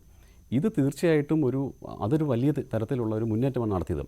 മാത്രമല്ല അദ്ദേഹത്തിൻ്റെ സിനിമകളിലെ ഇമേജ് ഒരു പുവറായിട്ടുള്ള ഇമേജാണ് അദ്ദേഹം നടത്തിയത്. ഇദ്ദേഹത്തിന് അതല്ല, രക്ഷകനാണ്. അപ്പം ആരിൽ നിന്ന് ആരെ രക്ഷിക്കും എന്നുള്ളൊരു സംഭവമാണ് ഇപ്പോഴുള്ളത്. കാരണം പണ്ടൊക്കെ ഒരു വാക്വം ഉണ്ടായിരുന്നു, അതായത് ഈ ഒരു പ്രതിപക്ഷത്ത് ഇപ്പം രജനീകാന്ത് അദ്ദേഹത്തിൻ്റെ ഇലക്ഷനിലേക്ക് അല്ലെങ്കിൽ രാഷ്ട്രീയത്തിലേക്ക് വരാൻ തീരുമാനിച്ച സമയത്ത് തമിഴ്നാട്ടിലൊരു നായകൻ വന്നാൽ നന്നായിരിക്കുമെന്ന് ചിന്തിക്കുന്ന ആൾക്കാരുണ്ടായിരുന്നു. അത് രജനീകാന്തിന് അന്നത്തെ ജയലളിത അല്ലെങ്കിൽ കരുണാനിധി ബന്ധുക്കൾക്കിടയിലായിരുന്നു. ഇപ്പോഴുള്ളത് AIDMK അങ്ങനെ പൂർണ്ണമായിട്ടും രാഷ്ട്രീയത്തിൽ നിന്നും പോയിട്ടൊന്നുമില്ല. പക്ഷേ അവർക്കൊരു, ഇപ്പോൾ തമിഴ്നാട്ടിലെ രാഷ്ട്രീയം അനുസരിച്ച് ഒരു പേഴ്സണാലിറ്റി പൊളിറ്റിക്സാണ് നോക്കുന്നത്. അതിൽ അവർ 4 പേരോ 5 പേരോ നിൽക്കുകയാണ്. അപ്പോൾ എങ്ങനെയാണ് ആരാണ് നയിക്കുക എന്നുള്ളതിൽ ഒക്കെയുള്ള പ്രശ്നമുണ്ട്. അതൊരു കൺഫ്യൂഷനായിട്ട് അവിടെ നിൽക്കുമ്പോൾ ഇദ്ദേഹം ഞാൻ വരുന്നു, എൻ്റെ എതിരാളികൾ ഇന്ന ആൾക്കാരാണെന്ന് വളരെ കൃത്യമായിട്ട് പറഞ്ഞുകൊണ്ടാണ് വരുന്നത്. അതിൽ ജയവും തോൽവിയൊക്കെ പിന്നീടാണ്, ഇലക്ഷൻ വരുമ്പോഴാണ് നമ്മൾ ജയവും തോൽവി ആലോചിക്കുന്നത്. ഇപ്പോൾ ഒരു നിലപാടെടുത്തിരിക്കുന്നു, അദ്ദേഹം കുടുംബ വാഴ്ചയ്ക്കെതിരായിട്ടും കുടുംബം കൊള്ളയടിക്കുകയാണെന്നും വളരെ പറയുന്നത് കുറച്ച് പേർക്കെങ്കിലും അത്തരം ഒരു മനസ്സിലുണ്ടല്ലോ.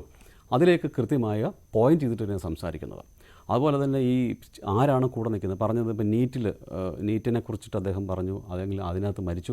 ഈ വിജയ് സിനിമകളുടെ അതേ ഒരു ഫോർമുല തന്നെയാണ്. തങ്കച്ചി പാശം. ചന്ദ്രാദേവൻ ചോദിക്കുന്നത്, അപ്പം ഈ നേരത്തെ പറഞ്ഞ പോലെ ഒരു കുടുംബം തമിഴകത്തെ കൊള്ളയടിക്കുന്നു പറയുമ്പോൾ BJP അധികാരത്തിലേക്ക് വരുമ്പോൾ മോദി സർക്കാർ രൂപീകരിക്കുന്നതിന് മുമ്പ് അവരുടെ അജണ്ടയിൽ പോലെ നെഹ്റു കുടുംബത്തിനെതിരായിട്ട് ഒരു കുടുംബം ഇന്ത്യയെ കൊള്ളയടിക്കുകയാണ്, അതുകൊണ്ട് ഞങ്ങളിതാ അങ്ങനെ ഒരു മാറ്റം, ഇതിപ്പോൾ എന്ത് തിരക്കഥയാണെങ്കിലും ഏത് തരം പൊളിറ്റിക്കൽ അജണ്ടയാണെങ്കിലും അങ്ങനെ ഒരു ബ്രാൻഡിങ് സ്വയം നടത്താൻ കൂടി വിജയ് തുടക്കമിടുന്നു. അത് പറഞ്ഞല്ലോ, അദ്ദേഹം പറഞ്ഞു കഴിഞ്ഞു. കാരണം ഇപ്പം നമുക്കറിയാം ഉദയനിധി സ്റ്റാലിൻ വന്നിരിക്കുന്നു, അദ്ദേഹം ഉപമുഖ്യമന്ത്രിയായി വന്നിരിക്കുന്നു. പക്ഷേ ആ പാർട്ടിക്കുള്ളിൽ 3ാം സ്ഥാനത്തിലാണ് അദ്ദേഹം നിൽക്കുന്നത്. വളരെ അതായത് ഇത്തരം ഒരു കാര്യങ്ങൾ വിജയ് ഇങ്ങനെ വരും എന്ന് കരുതി തന്നെയാണ് ഇദ്ദേഹത്തെ അടുത്ത ജനറേഷനിലെ ആളായിട്ട് തന്നെ പ്രസൻറ്റ് ചെയ്യുന്നത്. എന്തായാലും ഒരു കാര്യം ഉറപ്പാണ്, DMKക്കെതിരായിട്ട് നേരിട്ടുള്ള ഒരു ആക്രമണം ഇന്ന് നടത്തിയതോടെ ഈ പറയുന്ന പോലെ രാഷ്ട്രീയത്തിൽ വരുന്ന മറ്റു നടന്മാർക്കൊക്കെ നേരിട്ടതുപോലെയുള്ള തിരിച്ചടികൾ ഇദ്ദേഹത്തിനും നേരിടേണ്ടി വരും. ഇനി റിയൽ പൊളിറ്റിക്സിലേക്ക് പോവുകയാണ്. അപ്പോൾ എന്തായിരിക്കും ഇപ്പോൾ കാണുന്ന സൂപ്പർ താര പരിവേഷമോ ഒന്നും അവിടെ രക്ഷയ്ക്കുണ്ടാവില്ല. അവിടെ കൃത്യമായ പൊളിറ്റിക്സ് ആര് വന്നാലും, ഇപ്പം ജയലളിതയാണെങ്കിലും കരുണാനിധി ആണെങ്കിലും ഈ പറഞ്ഞതുപോലെ അവിടെ നടക്കുന്ന സംഭവത്തിൽ എങ്ങനെയാണ് അദ്ദേഹം അതിനെ മാനേജ് ചെയ്യുന്നതനുസരിച്ചായിരിക്കും. പ്രത്യേകിച്ച് ഒരു 18 മാസത്തിനകത്താണ് നമ്മുടെ ഇലക്ഷൻ വരുന്നത്. അദ്ദേഹം ഇലക്ഷനെ തന്നെ ഉന്നമിട്ടിട്ടാണ് പറഞ്ഞത് ഈ ബൂത്ത് ലെവൽ മുതൽ സംസ്ഥാന തലം വരെയുള്ള രംഗങ്ങളിൽ മറ്റ് നേതാക്കൾ അധികം പേരില്ല. അത് ഈ ഒരു കാറ്റ് നോക്കിയിട്ട് മാറാനിരിക്കുന്നവരും ഉണ്ടാകാം. ഇപ്പം പറഞ്ഞാൽ പല പാർട്ടികൾക്കും വലിയ അത് സക്സസ് അനുസരിച്ചായിരിക്കും. അല്ലാതെ ഇദ്ദേഹം ഒന്ന് എന്തെങ്കിലും തകർന്നു പോയാൽ അവരുടെ രാഷ്ട്രീയ ഭാവി പോവും. അപ്പോൾ അതുകൊണ്ട് തന്നെ അവർ നോക്കിയേ മാറത്തുള്ളൂ. അതൊക്കെ ഇലക്ഷനെ ബാധിക്കും. അടുത്ത ഒരു വർഷത്തിന് വളരെ ക്രൂഷ്യലാണെന്നാണ് എനിക്ക് തോന്നുന്നത്. ഈ പാർട്ടി ഈ ഫാൻസ് ക്ലബിനെ പാർട്ടിയാക്കി മാറ്റുന്നതനുസരിച്ച് എന്നാൽ മാത്രമേ അദ്ദേഹത്തിൻ്റെ ഒരു ഫ്യൂച്ചറിനെ പറ്റി നമുക്ക് എന്തെങ്കിലും കൃത്യമായി പറയാൻ കഴിയും. ഓക്കെ, ശ്രീ ബിനു കിരിയത്ത്, നേരത്തെ ധന്യ പറഞ്ഞതുപോലെ ഈ പൊളിറ്റിക്കൽ അലയൻസിനെ കുറിച്ച് ഇപ്പോൾ മാനാട് പറയുന്നില്ല, മാനാടിൽ പറഞ്ഞിട്ടില്ല. പക്ഷേ അങ്ങനെ ഒരു പൊളിറ്റിക്കൽ അലയൻസിലേക്ക് പോകാനുള്ള സാധ്യത തള്ളിക്കളയാൻ കഴിയുകയില്ല. ഇപ്പോൾ കോൺഗ്രസ് ആണെങ്കിൽ ഒരുപക്ഷെ അത്തരം ചില ചർച്ചകളും ചിന്തകളും ഒക്കെ നടക്കുന്നുണ്ടാകാം. ഇടത് കക്ഷികളുണ്ട്, അല്ലെങ്കിൽ പിന്നെ പുതിയ വോട്ടർമാരുടെ താല്പര്യങ്ങളുണ്ട്. അങ്ങനെ ചില വിഷയങ്ങൾ ഇതിനകത്തൊക്കെ ഉണ്ട്. അപ്പോൾ ഇതൊന്നും അറിയാതെ ഇപ്പോൾ ഈ പറഞ്ഞ പോലെ ഈ ഫാൻസ് അസോസിയേഷൻ എങ്ങനെ വോട്ടായി മാറുമെന്നുള്ള വലിയ ഒരു കടമ്പ നിൽക്കുമ്പോൾ ഇത്തരം ചില അണ്ടർഗ്രൗണ്ട് ചർച്ചകളൊക്കെ നേരത്തെ നടത്തി കാണുമോ, അല്ലെങ്കിൽ അതിനുള്ളൊരു സാധ്യതയുണ്ടോ?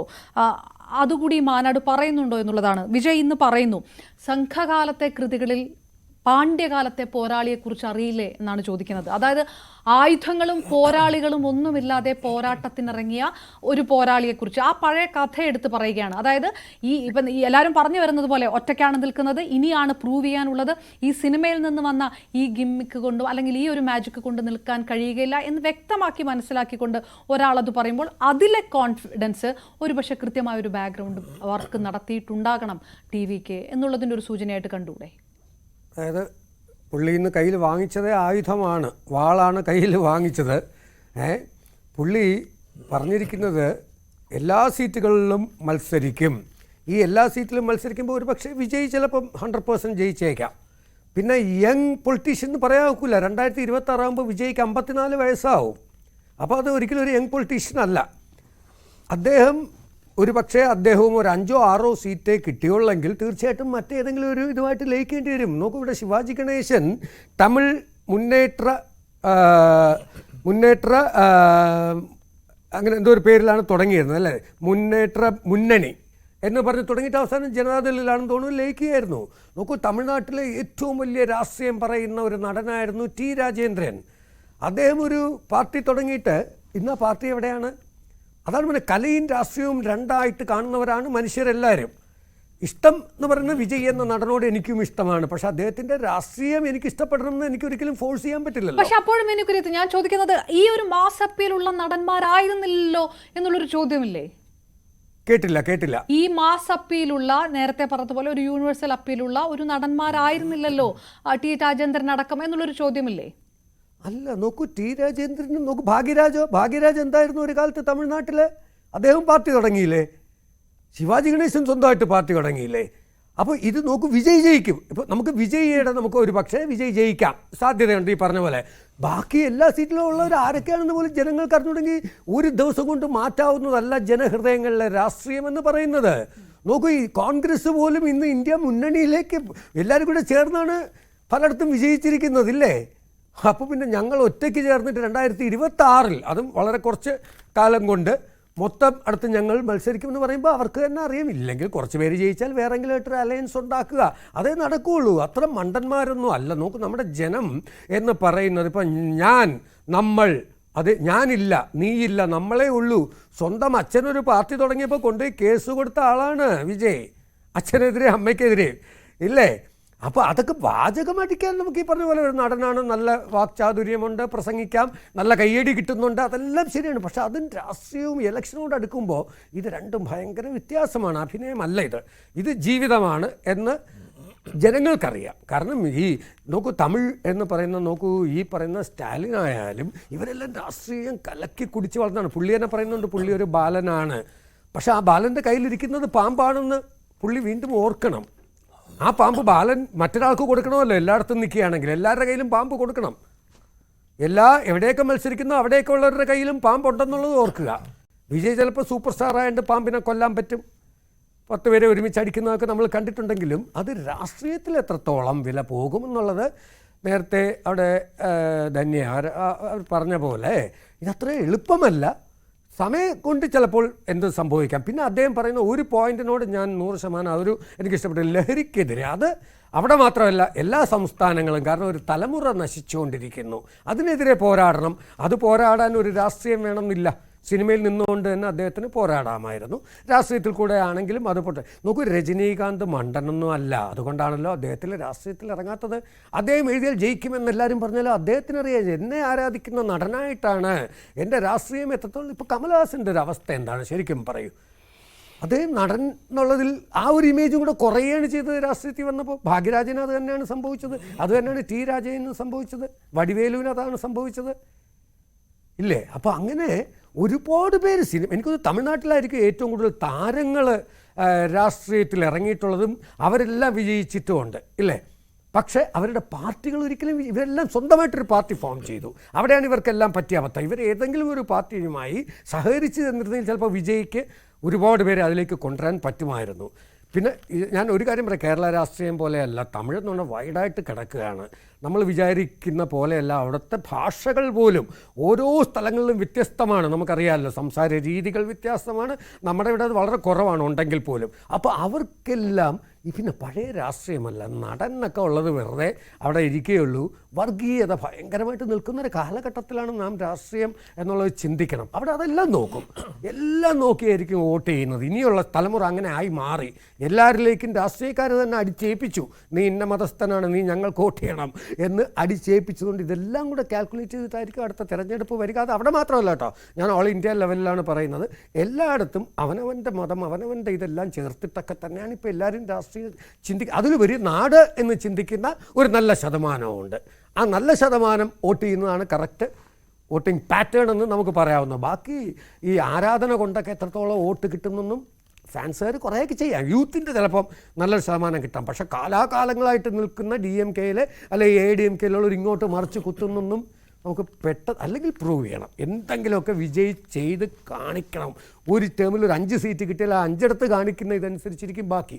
പക്ഷെ അതുകൊണ്ട് പാർട്ടി തകർന്നു പോകുന്നുണ്ട്, അവരേതെങ്കിലും ഒന്നുമായിട്ട് ലയിക്കും എന്നുള്ളത് ഉറപ്പല്ലേ? ഓക്കെ, ഡോക്ടർ മോഹൻ വർഗീസ്, ശരി. അപ്പോൾ ശ്രീ വിനു കിരിയത്ത് പറഞ്ഞിടത്ത് വെച്ച് തുടങ്ങിയാൽ 234 സീറ്റുകളിൽ മത്സരിക്കുമെന്ന് പറയുമ്പോൾ ഈ വിജയ് അല്ലാതെ ബാക്കി 233 സീറ്റുകളിൽ ആരാണ് നിൽക്കാൻ പോകുന്നതെന്ന് ആർക്കും അറിയില്ല. ഇതാരും അറിയാത്ത ഒരാൾക്ക് എങ്ങനെയാണ് തമിഴ് ജനത എത്രത്തോളം ഡിപ്പെൻഡ് ചെയ്യും? അങ്ങനെ ഒരു പാർട്ടിയുടെ നിലനിൽപ്പ് പോലും ഈ പറഞ്ഞ പല പാർട്ടിയുമായിട്ട് വന്ന പല രാഷ്ട്രീയ നേതാക്കളുടെയും പോലെ ആകാമല്ലോ എന്നുള്ളൊരു ചോദ്യമുണ്ട്. സ്റ്റാലിനെ സംബന്ധിച്ചിടത്തോളം DMK ഇത്രയും സ്ട്രോങ് ആയി നിൽക്കുന്ന ഒരു സമയമാണ്. അപ്പോഴും വിജയ് പാർട്ടി പ്രഖ്യാപിക്കുന്നു. അതിനെ തുടർന്ന് DMK ഒരു വല്ലാത്തൊരാശങ്കയിലാണ് എന്നുള്ളൊരു സൂചനകൾ പുറത്തു വരുന്നത് എന്തുകൊണ്ടാണ്? ഒരാളുടെ ശക്തി അളക്കേണ്ടത് അയാളുടെ ശത്രുപാളയത്തിലുള്ള ഒരുക്കങ്ങൾ കൂടി അളന്നുകൊണ്ടാകണം എന്ന് പറഞ്ഞതുകൊണ്ട് ചോദിക്കുകയാണ്. ഈ ഉപമുഖ്യമന്ത്രിയായ ഉദയനിധി സ്റ്റാലിനെ തീരുമാനിക്കുക. ഇപ്പോൾ നാളെ സ്റ്റാലിൻ നിയോജക മണ്ഡലം നിരീക്ഷകരുമായിട്ടൊക്കെ കൂടിക്കാഴ്ച നടത്തുന്നു. നിയമസഭാ തെരഞ്ഞെടുപ്പ് കോർഡിനേഷൻ കമ്മിറ്റി പെട്ടെന്ന് രൂപീകരിക്കുന്നു. DMK എന്തുകൊണ്ട് ഇത്രയും പ്രിപ്പറേഷൻ നടത്തുന്നു? ഈ പറയുന്ന പോലെ ഒരു സിനിമാ താരം വരുന്നു, മറ്റ് 233 സീറ്റിൽ നിർത്താൻ നേതാക്കന്മാർ പോലും ഇല്ലാത്ത ഒരു പാർട്ടിയെ എന്തിനാണ് DMK ഇത്രയും പ്രിപ്പറേഷൻ എടുക്കേണ്ട ആവശ്യം എന്താണ്? അപർണ ചോദിച്ച 2 കാര്യങ്ങളാണ്. ഒന്ന്, 234 സീറ്റിൽ ഒരു സീറ്റിൻ്റെ കാര്യത്തിൽ ധാരണയായി അത് ശ്രീ വിജയ് തന്നെയാണ്. ബാക്കി 233 സീറ്റുകൾ ആര് മത്സരിക്കും? ഫാൻസ് അസോസിയേഷനിലെ ആളുകൾ മത്സരിക്കുമോ? ഇല്ല എന്നാണ് എനിക്ക് തോന്നുന്നത്. ചെറിയ ഒരു നമ്പർ ഫാൻസ് അസോസിയേഷനിലെ ആളുകൾ മത്സരിക്കും. ഇനി വരുന്ന 18 മാസം, അതിനെയും വരാൻ പോകുന്ന ഒരു ആദ്യത്തെ കുറച്ച് മാസങ്ങൾ ടെസ്റ്റിംഗ് വോട്ടേഴ്സ് ആയിരിക്കും. അതിനുശേഷം വിജയ് പാർട്ടിക്ക് അടിസ്ഥാനപരമായി വോട്ടുകളുണ്ടെന്ന് രാഷ്ട്രീയക്കാർക്ക് ബോധ്യമായാൽ ഒരുപാട് പേര് മറുകണ്ഠം ചാടാൻ തയ്യാറായിരിക്കുകയാണ്. വലിയ തോതിലുള്ള കൂട്ടപ്പൊരിച്ചിലുണ്ടാകും, കൊഴിഞ്ഞു പോക്കുണ്ടാകും. തമിഴ്നാട്ടിലെ മുഖ്യധാര കക്ഷികളിൽ നിന്നും, പ്രത്യേകിച്ചും AIADMK-യിൽ നിന്നും, ചെറു പാർട്ടി സീമാൻ്റെ പാർട്ടിയിൽ നിന്നുമെല്ലാം വലിയ തോതിലുള്ള കൊഴിഞ്ഞുപോക്കുണ്ടാകും. അവരായിരിക്കും യഥാർത്ഥത്തിൽ വിജയിൻ്റെ പാർട്ടിയുടെ യഥാർത്ഥത്തിൽ മത്സരിക്കാൻ പോകുന്ന ആളുകൾ. ചെറിയൊരു നമ്പർ ആളുകൾ ഇപ്പോഴത്തെ രസികർ മന്ത്രത്തിൻ്റെ ചുമതലക്കാരും മത്സരിക്കും. നോക്കൂ, ആം ആദ്മി പാർട്ടിക്ക് എന്താ സംഭവിച്ചത്? ആം ആദ്മി പാർട്ടി ഡൽഹിയിൽ അരവിന്ദ് കെജ്രിവാൾ ഒരു ടിപ്പിക്കൽ പൊളിറ്റീഷ്യൻ അല്ലല്ലോ. അദ്ദേഹം ഈ സിവിൽ സൊസൈറ്റി മൂവ്മെൻറ്റിലൂടെ കടന്നു വന്ന ആളാണ്.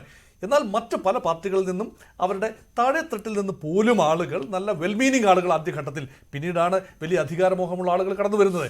അപ്പോൾ അത് പാർട്ടിയുടെ അപജയത്തിലേക്കും കലാശിച്ചു നമുക്ക് അറിയുകയും ചെയ്യാം. പക്ഷേ തീർച്ചയായും ഒരു പാർട്ടി പുതിയതായി രൂപീകരിക്കുന്ന ഒരു പാർട്ടിക്ക് മേൽവിലാസം ഉണ്ടാകണമെങ്കിൽ ഓൾറെഡി എക്സിസ്റ്റിംഗ് പൊളിറ്റീഷ്യൻസ് അവർക്കെല്ലാം അവരവരുടേതായ തട്ടകങ്ങളിൽ ചെറിയ തോതിലുള്ള പിൻബലമുണ്ടാകും. അത് എല്ലാ പാർട്ടികളിൽ നിന്നും DMK-യിൽ നിന്ന് ഉൾപ്പെടെയുള്ള പൊഴിഞ്ഞു പോക്ക് ഭയപ്പെടുന്നത് കൊണ്ടാണ് അണികളെ ഒരുമിച്ച് നിർത്തുന്നത്. അതുകൊണ്ട് അത് രണ്ടാമത്തെ ചോദ്യമാണ്. രണ്ടാമത്തെ ചോദ്യത്തിലേക്ക് ഞാൻ വരുമ്പോൾ കാണുന്ന പ്രത്യേകത എന്താണ്? ഇവിടെ ഭാവിയെക്കുറിച്ച് വ്യക്തമായ കാഴ്ചപ്പാട് ദ്രാവിഡ മുന്നേറ്റ കഴകത്തിനുണ്ട്. സ്റ്റാലിൻ ഏതാനും വർഷങ്ങൾ മുന്നോട്ട് പോകും, പക്ഷേ അതിനുശേഷം പട്ടാഭിഷേകം നടന്നിരിക്കുന്നു. അടുത്ത തലമുറയ്ക്ക് കൈമാറുകയാണ് ഉപമുഖ്യമന്ത്രി പദത്തിലേക്ക്. സ്റ്റാലിൻ്റെ മകൻ ഉദയനിധി സ്റ്റാലിനെ കൊണ്ടുവരുമ്പോൾ അദ്ദേഹത്തെ സിനിമാക്കാരനായിട്ടല്ലല്ലോ കൊണ്ടുവന്നിരിക്കുന്നത്, മുഖ്യമന്ത്രിയുടെ മകൻ, മുൻ മുഖ്യമന്ത്രി കരുണാനിധിയുടെ കൊച്ചുമകൻ എന്ന നിലയിലേക്ക് തന്നെയാണ് കൊണ്ടുവന്നിരിക്കുന്നത്. അതുകൊണ്ട് കുടുംബ രാഷ്ട്രീയം തീർച്ചയായിട്ടും അത് വരുന്നു. അതോടൊപ്പം തന്നെ DMK ഉയർത്തുന്ന ഒരു ഐഡിയോളജി ഉണ്ട്. നിലവിൽ ദ്രവീഡിയൻ ഐഡന്റിറ്റി ഏറ്റവും അധികം ഉയർത്തിപ്പിടിക്കുന്നത് DMK തന്നെയാണ്. DMKയുടെ സ്പേസ് പോയി എന്ന് ഇവിടെ പലരും സൂചിപ്പിച്ച് ഞാനും അങ്ങനെ തന്നെ വിശ്വസിക്കുന്നു. അത് ഇപ്പോഴും ചില മേഖലകളിൽ DMK വോട്ടുണ്ട് കേട്ടോ. ഞാൻ തുച്ഛീകരിച്ച് പറഞ്ഞതല്ല, ഞാൻ പൂർണ്ണമായി തകർന്നു എന്നല്ല പറയുന്നത്. പക്ഷേ ഒരു ഇലക്ഷനിൽ DMKയുടെ ഒരു കെയ്ഡർ സംവിധാനത്തിന് ബദലായി നിൽക്കാൻ പളനിസ്വാമിക്കോ അല്ലെങ്കിൽ പനീർസെൽവത്തിനോ ഒന്നും അവരുടെ നയിച്ചാൽ ശരിയാകുമെന്ന് എനിക്ക് തോന്നുന്നില്ല. അതുകൊണ്ട് ഒരു മാസ് ബേസ് ഉള്ള ഇത് രണ്ടും വേണം. വിജയ് പാർട്ടിക്ക് മാസ് അപ്പീൽ ഓൾറെഡി ഉണ്ട്, യാതൊരു സംശയവുമില്ല. വിജയ് ഒരു പൊതുസമ്മേളനം വിളിച്ചു കൂട്ടിയാൽ, എന്ത് വിളിച്ചു കൂട്ടിയാലും ഇതുപോലെ ആൾക്കൂട്ടം ഉണ്ടാകും. അതൊരു മാസ് അപ്പീലാണ്. ഇലക്ഷൻ്റെ അവസാന ഘട്ടത്തിൽ മാസ് അപ്പീൽ പ്രയോജനം ചെയ്യും. പക്ഷേ ആദ്യഘട്ടത്തിൽ എന്താണ് വേണ്ടത്? അടിസ്ഥാനപരമായി ബൂത്ത് ലെവൽ മുതൽ എല്ലാ തലങ്ങളിലും പ്രവർത്തകരുണ്ടാകണം, സംഘടനാ സംവിധാനം ഉണ്ടാകണം, ഓർഗനൈസേഷണൽ മെഷീനറി ഉണ്ടാകണം. DMK-ക്ക് എണ്ണയിട്ട് പ്രവർത്തിക്കുന്ന, പരാജയത്തിൽ പോലും എണ്ണയിട്ട് പ്രവർത്തിക്കുന്ന യന്ത്രം പോലെ പ്രവർത്തിക്കാനുള്ള ഒരു മെഷീനറി ഉണ്ട്. അതുപോലെയുള്ളൊരു മെഷീനറി മറ്റ് പല പാർട്ടികൾക്കും ഇല്ല. അത് വിജയിൻ്റെ പാർട്ടിക്ക് ഈ 1.5 വർഷത്തിനുള്ളിൽ ആ ഒരു സംവിധാനം ഗ്രാസ് റൂട്ട് ലെവൽ മുതൽ കെട്ടിപ്പൊക്കാൻ സാധിക്കുക. അതൊന്ന്. 2, മറ്റു പാർട്ടികൾ ഞാൻ നേരത്തെ പറഞ്ഞ പോലെ നേതാക്കളെ എത്തിക്കുക, പ്രവർത്തകരെ എത്തിക്കുക. 3, ചെറു കക്ഷികൾ, ആവശ്യത്തിലധികം കക്ഷികൾ ഇപ്പോൾ തമിഴ്നാട്ടിലുണ്ട്. പട്ടാളി മക്കൾ കക്ഷിയുണ്ട്, അത് വണ്ണിയാർ സംഘത്തിൻ്റെ കക്ഷിയാണ്. അവരുടെ മേഖലയിൽ ചലനമുണ്ടാക്കാൻ കഴിയണം. അതുപോലെ ഈ സീമാൻ്റെ പാർട്ടി ഉണ്ട്. അതുപോലെ ഈവൻ കമൽഹാസൻ്റെ പാർട്ടിക്ക് മുന്നോട്ട് പോകാൻ ആവില്ല എന്ന് തോന്നിയാൽ ഈ പാർട്ടിയിലെ തന്നെ കുറച്ച് പേര്, അപ്പം ഇത് ഫാൻസ് അസോസിയേഷൻ ആളുകൾ കട്ട ഫാൻസായിട്ട് നിൽക്കും. അവരല്ല ഞാൻ ഉദ്ദേശിക്കുന്നത്. കമൽഹാസൻ വിജയിച്ച് വരട്ടെ എന്ന് കരുതിയ ഒരു ചെറിയ വിഭാഗമുണ്ട്. അവരൊക്കെ കമൽഹാസൻ വെക്കേറ്റ് ചെയ്യുന്ന ഇടത്തേക്കും കടന്നു വരാനുള്ളത് വിജയമാണ്. അതുകൊണ്ട് ഒരുപാട് കോൺസ്റ്റിറ്റ്യുവൻസീസ്, ഒരുപാട് വിഭാഗങ്ങൾ തമിഴ്നാട്ടിൽ മുന്നോട്ട് വരും. ഇതിനെല്ലാം കൂട്ടി ഇണക്കുന്ന പശ എന്ന് പറയുന്നത് ഈ ആനയാണ്. ഇപ്പം ആന ചിഹ്നത്തിന് വലിയൊരു പ്രാധാന്യമുണ്ട്. പ്രാചീന തമിഴകത്ത് തന്നെ ആന ഒരു വലിയ സിമ്പലാണ്. ഇപ്പം പാണ്ഡ്യനാട്ടിലും ചേരനാട്ടിലും ഒക്കെ യുദ്ധങ്ങൾക്ക് വേണ്ടി ഉപയോഗിക്കുന്ന ചോളചേര പാണ്ഡ്യനാടായി പ്രാചീന തമിഴകം ഉണ്ടായിരുന്ന കാലത്ത് ഈ ആന എന്ന് പറയുന്ന യുദ്ധത്തിൽ തലയെടുപ്പുള്ള ഏറ്റവും കൂടുതൽ ആനകളുള്ള രാജാവാണ് പലപ്പോഴും വെന്നിക്കൊടി പാറിക്കുന്നത്. അതുകൊണ്ട് സംഘകാല ചരിത്രം ഇപ്പോഴും വലിയ ആവേശത്തോടു കൂടി തന്നെ പാടി നടക്കുന്ന പാണന്മാർ തമിഴ്നാട്ടിൽ ഇപ്പോഴും ഉണ്ട്. അതിൻ്റെ ചിഹ്നമാണ് ആനൈ. അത് മാത്രമല്ല, ഈ പറയുന്ന 2 ആനകൾ സമാധാനപരമായി കളിച്ചുല്ലസിക്കുന്ന 2 ആനകളുടെ മധ്യത്തിലേക്ക് വെളിയിൽ നിന്ന് വരുന്ന 2 കാട്ടാനകൾ, മതയാനകൾ പാഞ്ഞു വരികയാണ്. അതിനർത്ഥം എന്താണ്? ഇവിടെ ശാന്തമായി ഒഴുകുന്ന തമിഴ് പുഴ മലീമസമാക്കാൻ വേണ്ടി മറ്റ് ഇടങ്ങളിൽ നിന്നും ഇൻകേർഷൻസ് ഉണ്ടാകുന്നു. അത് ജാതീയമായിട്ടാകട്ടെ, ഭാഷാപരമായിട്ട്.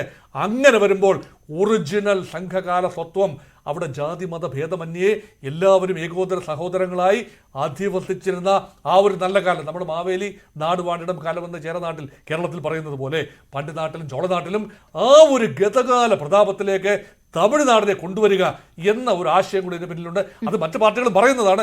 വിജയ് ഒന്നുകൂടി ആവർത്തിച്ചത് പറഞ്ഞിരിക്കുന്നു. അതുകൊണ്ട് ആവേശോജ്വലമായ ഒരുപാട് പ്രസംഗങ്ങൾ കാണും. അതിൽ ആകർഷ്ടരായി ഈ ചെറിയ കുട്ടികൾ മുതൽ, ഇപ്പോൾ വിജയ് ഫാൻസ് അസോസിയേഷൻ നമ്മൾ നേരത്തെ പറഞ്ഞല്ലോ, 30 വയസ്സ് വരെയുള്ള ആളുകൾ, ഒരു 10 വയസ്സ് മുതൽ 30 വയസ്സ് വരെയുള്ള ആൾക്ക് എത്ര പേർക്ക് രാഷ്ട്രീയം കാര്യമായി വഴങ്ങും, എത്ര പേര് വോട്ടർമാരുണ്ട്, വലിയ ചോദ്യചിഹ്നമാണ്. പക്ഷേ അതിനുപരിയായി അവരുണ്ടാക്കുന്ന ഓളം, അത് കാര്യമായ ഒരു സ്പേസിലേക്ക് നീങ്ങിയാൽ DMK കോട്ടകളും ചെറിയ തോതിൽ തകരാം.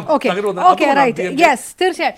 ധന്യ രാജേന്ദ്രൻ നേരത്തെ പറഞ്ഞ ആ യൂത്ത് വോട്ടർമാരെ കുറിച്ച് പറയുമ്പോൾ ഇതുവരെ നമ്മൾ കൃത്യമായിട്ട് എടുത്തു പറയാത്ത ഒരു പേരിലേക്ക് കൂടെ കൂടുതൽ ഫോക്കസ് ചെയ്ത് അത് ഉദയനിധി സ്റ്റാലിൻ എന്ന് പറയുന്ന ഒരു പേരാണ്. സ്റ്റാലിൻ എന്ന് പറയുന്ന ആ ഒരു കരിസ്മയ്ക്ക് ശേഷം DMKയുടെ മുഖമാകാൻ പോകുന്നത് ഉദയനിധി സ്റ്റാലിൻ. ഉദയനിധി സംഘപരിവാർ പൊളിറ്റിക്സിനെതിരെ വളരെ ശക്തമായിട്ടുള്ള വിമർശനങ്ങൾ ഉയർത്തുന്നു, പ്രസ്താവനകൾ കൊണ്ടുവരുന്നു. ഇത് വിജയിന്റെ പാർട്ടി പ്രഖ്യാപിക്കുന്നതിന് മുൻപോ അല്ലെങ്കിൽ അതിനുശേഷം കൂടുതൽ ഉദയനിധി കൃത്യമായ ഒരു ഇമേജ് ഒരു രാഷ്ട്രീയപരമായി ഉണ്ടാക്കാൻ കഴിഞ്ഞിട്ടുള്ള ഒരാൾ കൂടിയാണ്. പക്ഷേ ഒരു പക്ഷേ ഈ പറയുന്നത് പോലെ ഒരല്പം സമയത്തിന് ശേഷം ഉദയനിധി വിജയ് ഒരു ഡ്യുവോ അങ്ങനെ ഒരു ഇക്വേഷൻ അതല്ലെങ്കിൽ MGR കരുണാനിധി കാലം പോലെ അങ്ങനെ ഒരു സാധ്യത അവിടെയുണ്ടോ? ഉദയനിധിക്ക് ഏത് തരത്തിലായിരിക്കും ജനങ്ങളെ സ്വാധീനിക്കാൻ കഴിയുക? സ്റ്റാലിൻ്റെ പൂർണ്ണമായിട്ടുള്ള ഒരു പിൻഗാമി എന്ന രീതിയിൽ ഉദയനിധി എത്രത്തോളം സക്സസ്ഫുൾ ആയിരിക്കും? ഉദയനിധി ശരിക്കും പറഞ്ഞ ഒരു ന്യൂ എൻട്രൻ തന്നെയാണ് പോളിറ്റിക്സിൽ. അദ്ദേഹം വളരെ കുറച്ചു കാലമായിട്ട് പോളിറ്റിക്സിലുള്ളൂ. ചില കാര്യങ്ങളിൽ ഫോർ എക്സാമ്പിൾ ഈ സനാതന ധർമ്മത്തിനെതിരെ പറഞ്ഞൊരു കോമെന്റ്, അല്ലെങ്കിൽ ഇപ്പൊ ഈയിടെ നടന്ന ചെന്നൈ മഴയിൽ അദ്ദേഹത്തിന്റെ IT ടീം ഒരുപാട് ഇടപെട്ട് ആൾക്കാരെ സഹായിക്കാൻ അങ്ങനെ ചില ഇന്റർവെൻഷൻസ് ഒക്കെ അദ്ദേഹം നടത്തുന്നുണ്ട്. പക്ഷെ ഞാൻ വിചാരിക്കുന്ന അദ്ദേഹം ഒരു പുതിയ പൊളിറ്റീഷ്യൻ തന്നെയാണ്.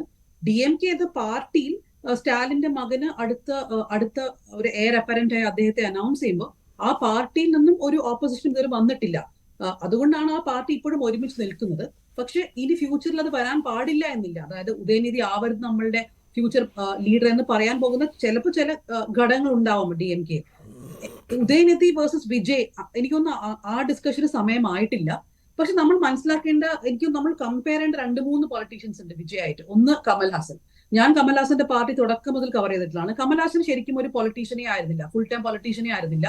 അദ്ദേഹം ഒരു പാർട്ടി ഉണ്ടാക്കി കുറെ ഫാൻ ക്ലബ് പാർട്ടിയിലേക്ക് കൺവേർട്ട് ചെയ്തു. പക്ഷെ അതിനുശേഷം അദ്ദേഹം ഒരു ആക്ടറാണ്. വല്ലപ്പോഴൊക്കെ പൊളിറ്റിക്സിൽ ഇടപെടും. മിക്കവാറും സമയം ഒരു ട്വീറ്റോ അല്ലെങ്കിൽ ഒരു പ്രസ് റിലീസോ എടുത്താൽ കമൽഹാസൻ ഒരു ഫുൾ ടൈം പൊളിറ്റീഷ്യനെ ആയിരുന്നില്ല. അദ്ദേഹത്തിന്റെ പാർട്ടിക്ക് ഒരു രൂപമുണ്ടായിരുന്നില്ല പല സമയങ്ങളിലും. അതുകൊണ്ട് അദ്ദേഹമായിട്ട് കമ്പയർ ചെയ്യാൻ തീർച്ചയായിട്ടും പറ്റില്ല. ബിക്കോസ് വിജയ് അതിനേക്കാളും പ്രിപ്പറേഷൻ ചെയ്തിട്ടുണ്ട്. നമ്മൾ കമ്പയർ ചെയ്യേണ്ട മറ്റു 2 ആൾക്കാർ ചിരഞ്ജീവിയും പവൻ കല്യാണും. ചിരഞ്ജീവി പ്രജാരാജ്യം എന്ന പാർട്ടി തുടങ്ങിയപ്പോൾ എനിക്ക് ഓർമ്മയുണ്ട്, ഞാൻ അത് കവർ ചെയ്യാൻ പോയതാണ് തിരുപ്പതിയിൽ. എത്രയോ ലക്ഷം ആൾക്കാരാണ് അന്ന് ചിരഞ്ജീവിയുടെ ഈ പാർട്ടി ലോഞ്ചിന് വന്നത്, പ്രജാരാജ്യം ലോഞ്ചിന് വന്നത്. ആ ഒരു നമ്പേഴ്സ് കണ്ട് എല്ലാവരും വിചാരിച്ചു ചിരഞ്ജീവി ആയിരിക്കും ഇനി അടുത്ത the next person in Andhra politics എന്ന്. അതാവാത്തത് കൊണ്ടാണ് അദ്ദേഹം പിന്നീട് കോൺഗ്രസിലേക്ക് അദ്ദേഹത്തിന്റെ പാർട്ടിയെ മേർജ് ചെയ്തത്. പിന്നീട് ചിരഞ്ജീവി തന്നെ രാഷ്ട്രീയത്തിൽ ഓൾമോസ്റ്റ് റിട്ടയർ ചെയ്തൊരു അവസ്ഥയാണ് വന്നിരിക്കുന്നത്.